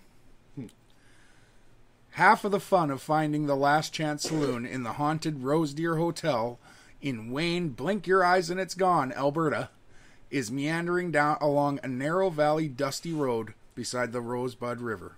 Locals call this the 11 Bridges Road. All 11 are short, wood-planked, and one lane. The Guinness Book of Records lists this unique road as having the most bridges in the shortest distance. You been there? Yes, I've been there several times. Did you feel spooked? No. The Last Chance Saloon in the Rose Deer Hotel is over 100 years old. Over 100 years old is a slice of the old Wild West. It is the background star in movies like Running Brave, Truman Capote's In Cold Blood, and Jackie Chan's Shanghai Noon. Ooh. Wayne, the village in which it is located, once boasted 3,000 inhabitants. 2,000 were miners. Today's town sign reads a population of 33. And I actually think that this was a few years ago, so that's down now. It's not up. No, I think there's 17. no, I think they're in the 20s now. The old flat-top plank building is sandwiched between the railway track and the hills. Directly across the road is the site of the once active Rose Deer coal mine. Before the 11 Ridges Road, everything and everyone came in by railroad. 'Twas one wild and lawless town. Mine workers favored the Communist Party, and in the 1920s, Ku Klux Klan members lit crosses on the hills. One of the previous owners said that in the time, the bar was known as the Bucket of Blood because of miners' fights. When coal mining was in full swing, some Ukrainian and Russian miners wanted to form a union. The company brought in several KKK union busters. They beat up a number of union organizers, 2 of whom died in a room on the 3rd floor. This ended the call for unionization, but created a haunted room still available for rent at your peril. Bullet holes in the saloon's wall are framed above the piano. Testimony to the time of 3 strangers walked into a bar, ordered drinks, and refused to pay. The bartender calmly walked back to the bar, pulled out a .45 caliber revolver, and shot 3 bullets, each one over the heads of the headstrong customers, who soon fled from the scene. Without paying. This took place in the 1970s. Damn. Wasn't there one that got shoved out a window? Yes. Friend, she doesn't mention that one, but I will bring that up in a minute. Okay. There are no other businesses in Wayne. There used to be a post office, store, and a few others, but only the hotel remains, although young people are now attracted to the village's unique reputation. We thought about staying the night in the haunted room. That was before the current owner, Dave Arsenault, showed us a couple of photos on his cell of ghostly images taken by a patron a few weeks ago. Yeah. For sure, we saw two ethereal Ethereal. yeah, outlines just behind the bar.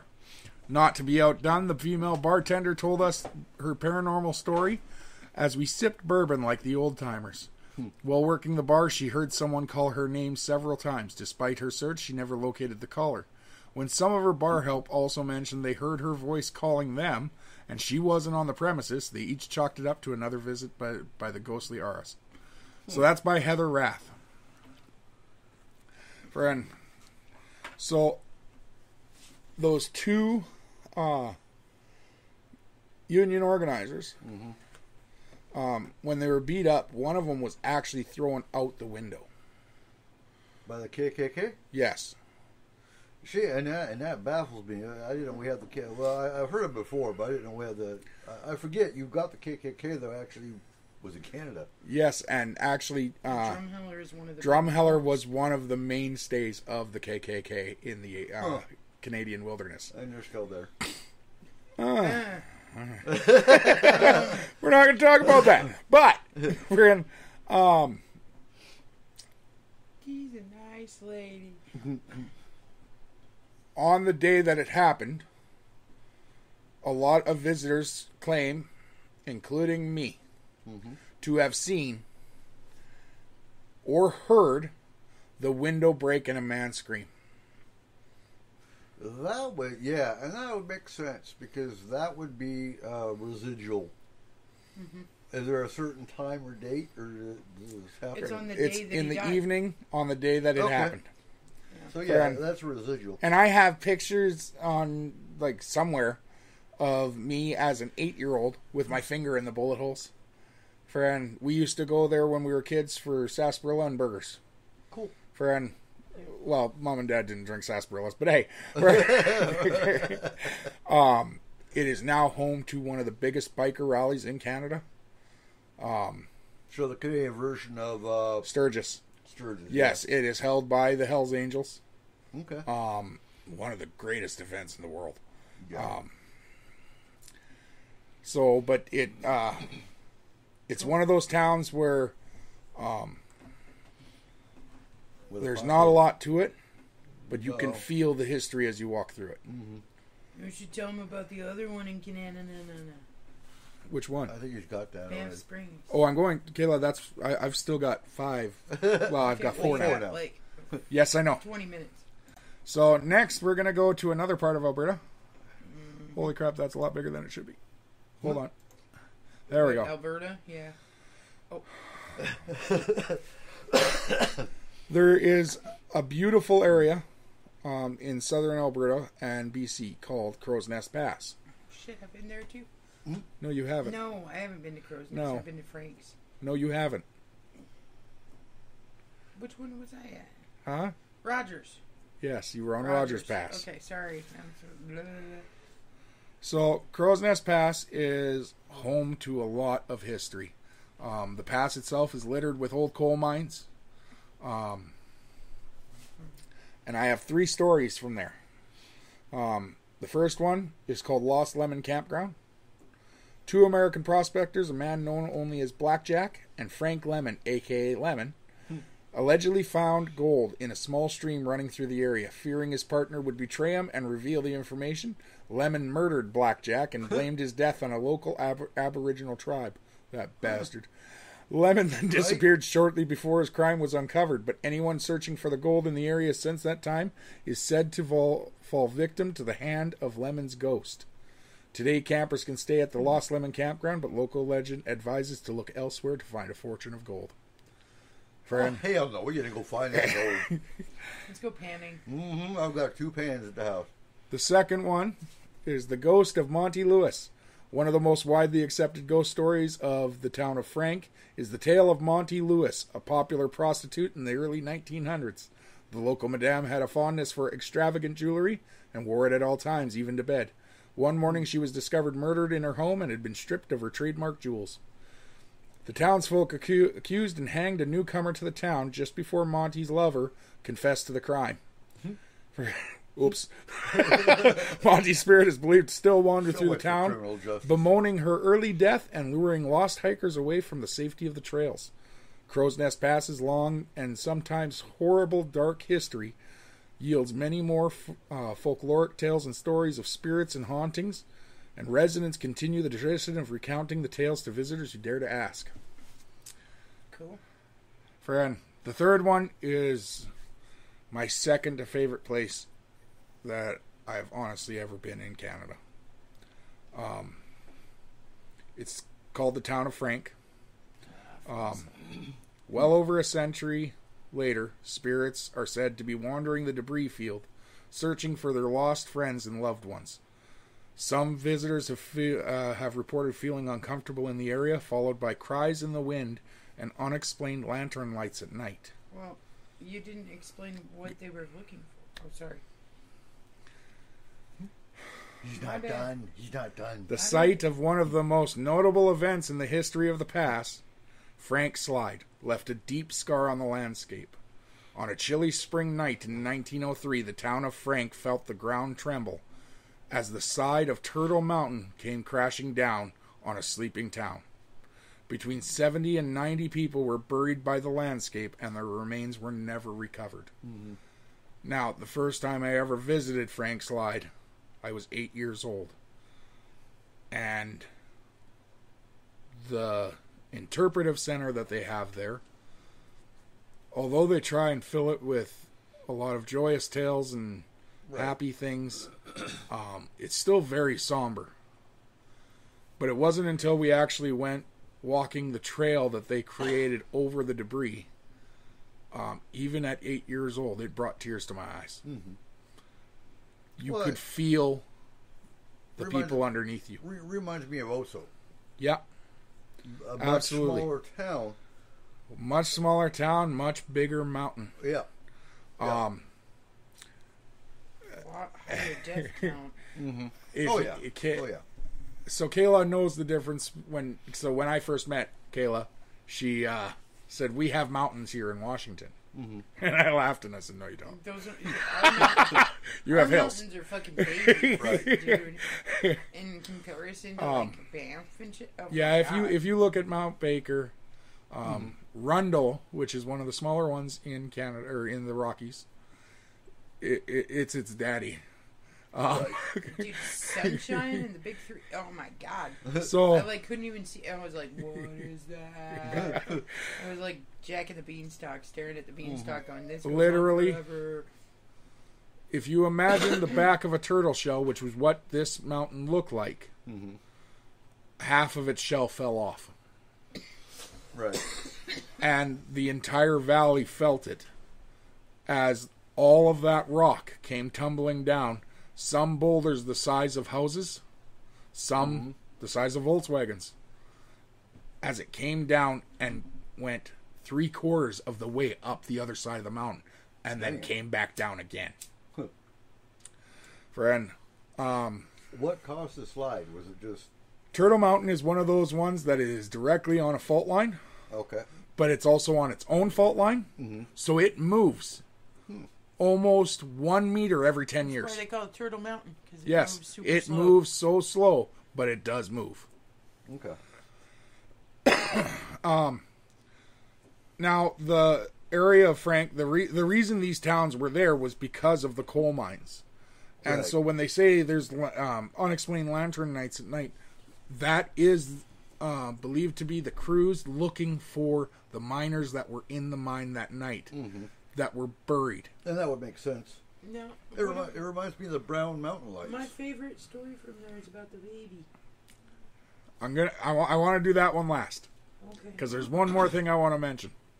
For any of our more adventurous people, the night before, or the day before, The train had come in and brought every miner's wages Ooh. into the area. Mm-hmm. That money was deposited into the bank, into the safe, and the safe has never been recovered. It is still down there. We gotta go find the safe. No thanks. So there actually has been a lot of people who have tried. They have tried every means of trying to pinpoint the location of the safe, and it has never been found. Now, only about half of that town was lost that night. The other half was left almost untouched. Mm-hmm. So in the end, what they decided to do is just move the town about 3 kilometers to the west, and there it resides. But one house in particular, it hit half of the house. The thing down is, the middle. it took it right down the middle. It was, the people residing in it were a new family in the town, Right. and the only survivor of that house was a 2-month-old baby who was affectionately named Frank, because no one knew who she was. Yeah, because they just moved there, so there was no record Mm-hmm. of who the family even was. So the banker's family took her in and adopted her, but she was raised by everyone in Frank for the remainder of her life. So, like, it's kind of a cool end to a very grim story. If you ever get a chance to go down through Crow's Nest Pass, every mine that you'll come across has gravestones in front of it. Stop by, pay your respects. Mm-hmm. It is literally all the miners that fell in those mines. So, and that concludes Crow's Nest Pass. The last one is my absolute favorite place in Canada. Yes, it is the town of Banff. That's where me and Cole met. The Fairmont Banff Springs Hotel in Alberta, Canada has welcomed guests for over 125 years. The Castle of the Rockies, as it's fondly known, has seen many guests pass through its doors. Some famous, some royal, but guests of another kind still walk its halls. Friend, number 1 would be The Burning Bride. Stories suggest a woman dressed in her wedding gown lost her life on the staircase.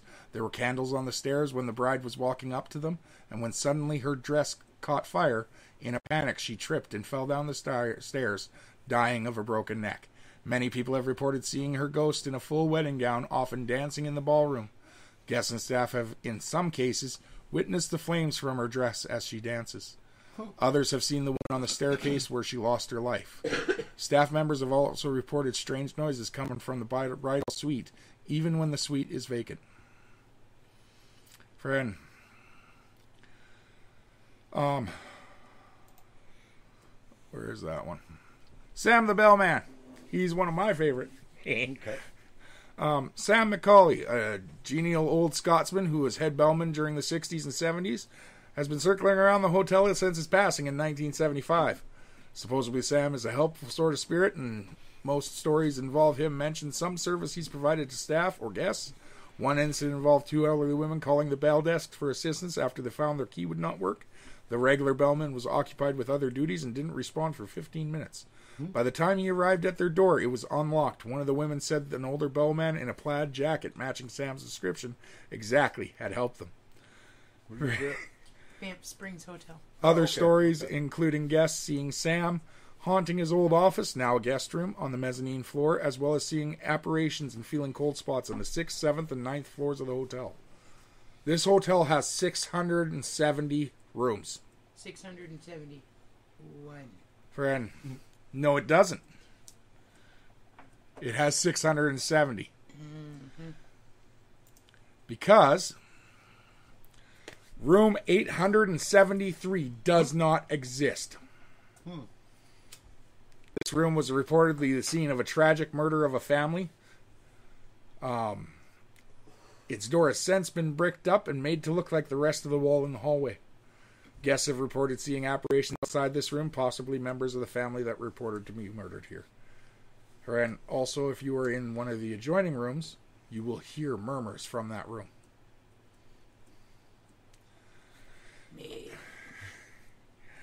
So why was Sam the Bellman your favorite? Why? Yeah. He's just a helpful dude. Because he's been there when I was. Have you seen him? No. Okay. A guest told us about him. Okay. I used to work at the Banff Springs Hotel. Okay. I worked in the kitchens. Friend, if you ever get to visit, it's a wonderful place, but don't eat there. Frick. Yeah. Because you can't afford it, neither can I. Friend, a Oh. tea is $25. Why? No, it's super expensive. Because it's like hella gourmet. Oh, yeah. Like, this is top of the top. Okay. Friend. Now, there is a story that wasn't on any of the pages I found, but I remember it from when I was there, and I have seen this. On one of the mezzanine floors, there is a room. It is now a broom closet for the maids. Okay. But back in the day, it was one of the servers' rooms. So one of the servants would stay in there while when he wasn't working. Mm-hmm. The room is now blocked off. There is no door. Same thing as the other thing. Mm-hmm. Other than the maid closet. But like there's no bathroom, nothing like that. All of that is gone. There is also no light in the room. They removed the light bulb. Because whenever they went in there, the light was on. Even if they shut it off when they left. Okay. The thing is, when staring at that room from Banff Avenue, the light is still on at night. Ooh. There's no light bulb. No No light light bulb, bulb. no source of light. And I can verify that. I have went to the hotel. We went up to the room. We left and went straight to Banff Avenue and looked back. The light was on. No reflection? No reflections. It's an orange glow. Huh. Friend, it is a light bulb. So, like, It's kind of awesome. this hotel has so much history in it. It had a fire in the 1920s. Was rebuilt because the original structure was wood. And it has been rebuilt in the form of a castle. Some of the original brick or stone that was used to rebuild it is from an actual castle in Scotland. Ooh. Oh, and So- imagine the energy it brought back with it. There have been reports of a young man with no head playing the bagpipes. In a kilt. Yeah, no, like full Scottish full regalia. tartan regalia. Yeah. So, like there are a lot of stories with that hotel and a lot of things that go on there. The whole area is just insane around Banff. There is one.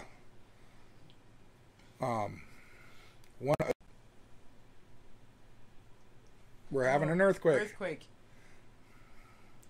Friend, okay, it's over. There is a small mountain there. Mm-hmm. Friend, I'm trying to remember what it's called. But the whole story is when they were building the Canadian Pacific Railway. So the Canadian Pacific Railway stretches from Newfoundland all the way to Victoria, BC. Friend, and when they were building this thing, they started going through this mountain.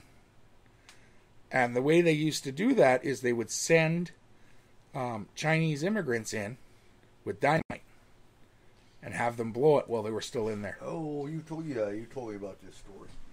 Friend, so as they were blowing through the mountain, one of the native chiefs from the local area came up and asked two of the developers, why don't you just go around? And they looked at the area, and it actually is the main start of Banff. And the reason that town is there is because two of explorers that worked for the railway went up onto the mountain and actually found the hot springs in Banff. And they used it for all of their mine workers and all of their railway workers that were located there as an area to rest and relax. Right. And so, but that mountain has a lot of history because there were so many young men and young boys, honestly, that died there just to please some railway workers and make it possible that we had a railway system in Canada. When if they would have just listened to other people around them, they wouldn't have had to die. So that's my last one, friend. Any reports of Bigfoot in that area? Oh yeah, lots, friend. Lots of different animal stories, actually, like cryptids and regular animals that aren't supposed to do normal, don't do normal things. But like, it's an area filled with history, even new history. One of the young ladies that me and Kayla knew from when I lived there alone, and when me and Kayla lived there, unfortunately passed away there. If you're ever in the mountains, no scrambling. And if you don't know what that means, it's hiking on a mountain without gear. Yeah. If it looks like you need gear, you need gear. Friend, it was one of the young Japanese girls that worked there. I became friends with her when I was there, and she passed away a few months after me and Kayla left by scrambling. Because the problem with that is some of these mountains, you go up them and you think you're on a trail, and then all of a sudden there's no trail and there's no really way to turn around and go back. Because it was a goat trail. And, friend, if you fall, you're falling 500 feet. They are not going to find you. Friend, so if you're out there, be careful. Friend, all the little stores and all these little mountain towns, they sell the gear. Or they rent it. We have one here. Friend, right beside Young's Market. Yeah. Friend, they rent gear out to people. Friend, for that sort of thing. So, yeah, be careful. So we've mentioned quite a few different locations tonight. Friend, I want to remind anyone who decides to go investigate these areas. Number one, pay respects. Be respectful. Don't be an ass. That's 3 things, but it's all included in number 1. Friend. Eric, you got anything to say? Oh, I think next week. What alien probe is your best? Oh, no. Oh. Omens and superstitions. Omens and Okay, yeah. Yeah, I like that one. You know, and one that I'm probably not going to do it, but one that comes to mind is you'll notice there's never a 13th floor on most of your older buildings. Yeah. That one's too basic almost to do. Oh, it is. Like, it really is. Friend, it all revolves around that number. Friend. All right, you heard it here, folks. Next week is Omens and Superstitions. Friend, Kayla, you got anything to add? Omens and superstitions. Mm-hmm. No. And if you're local, September 7th, we are having our 3rd annual Winter and Disaster Preparedness Fair. Yeah. Here in Concrete, Washington. Yes, we are. We got the Public Health Department coming. We got Kona Ice coming. We've got the Poison Center with Mr. Yuck stickers and magnets. And you know what I just got in the mail? Huh. my mailer for Cascade Days. Did you? Yeah. And that's not Not this weekend, but next weekend. Yeah, the weekend after. Yeah, friend. This dear. weekend is the fair, which we didn't get to this year. Nope. But it is going on till Saturday. Saturday or Sunday? Saturday. Also, Cascade Days has a booth set up outside of the Concrete Market Fresh. Do they? Yeah, selling raffle tickets and things. And Really? yeah. Might have to go there. Friend, check that out. What they're raffling. Oh, there's like a cord of wood. There's some other stuff in there too. But, yeah. Yeah, and I will say, if you are listening and you're from Concrete or you plan on attending Cascade Days, if you're from the local area, friend, it is a good idea to get those raffle tickets beforehand.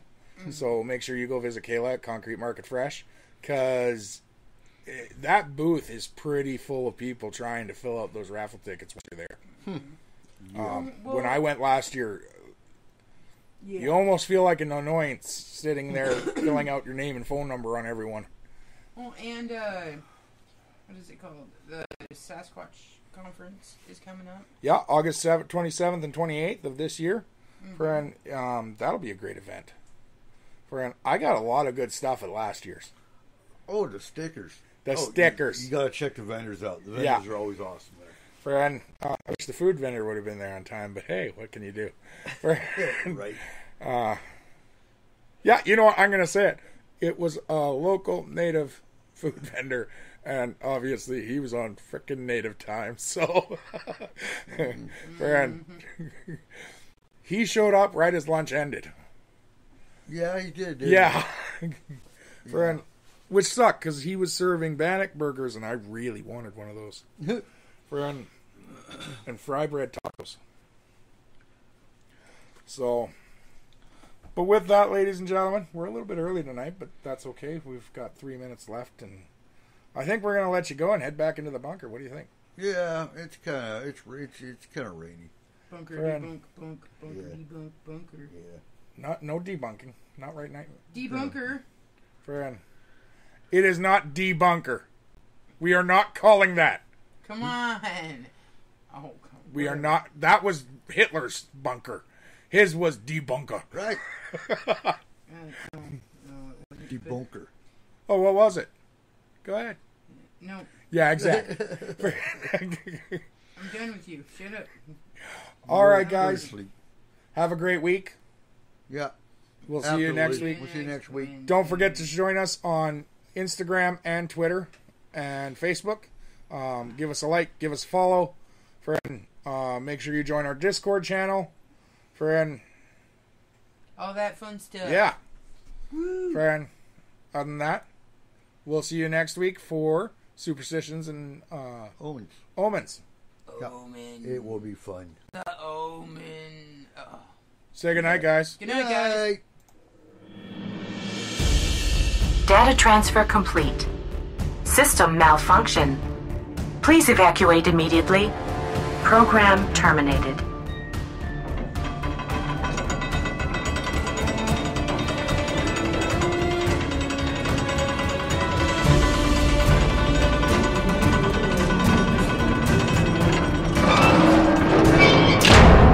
Son of a biscuit eater.